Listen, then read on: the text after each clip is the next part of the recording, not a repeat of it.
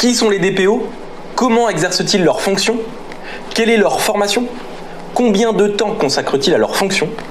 Autant de questions auxquelles vient répondre une étude dédiée à cette fonction. Pour tout connaître sur votre ami DPO Les Bons Tuyaux, c'est ici que ça se passe.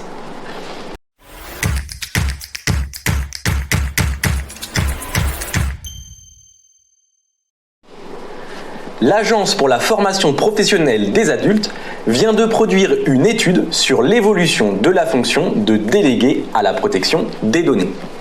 L'étude permet de dresser le portrait robot du DPO.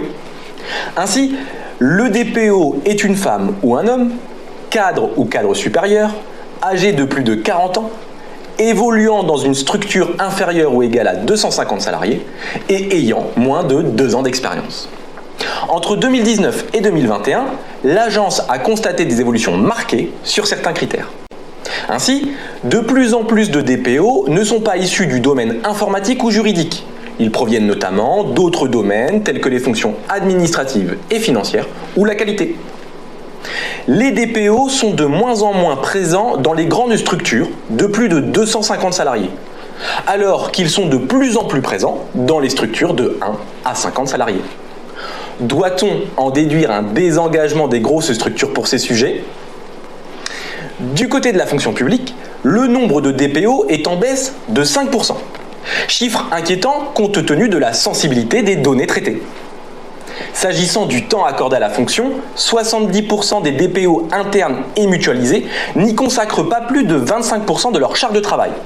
C'est la hausse la plus marquante de l'étude. On s'en doutait, après des premières années chargées, les DPO passent moins de temps sur ces sujets. Enfin, les DPO internes et mutualisés sont plus nombreux à ne pas avoir suivi de formation sur la protection des données et affirment avoir des difficultés dans la maîtrise du RGPD.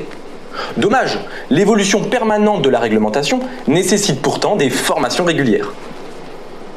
De leur côté, les DPO externes estiment être plus écoutés et mieux associés au sujet de protection des données personnelles que leurs homologues internes. Ils ont également suivi des formations plus longues et sont davantage certifiés que les DPO internes.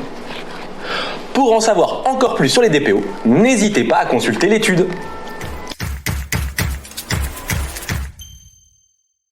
Ce sujet vous intéresse? Retrouvez une explication détaillée dans notre revue Conseil DPO.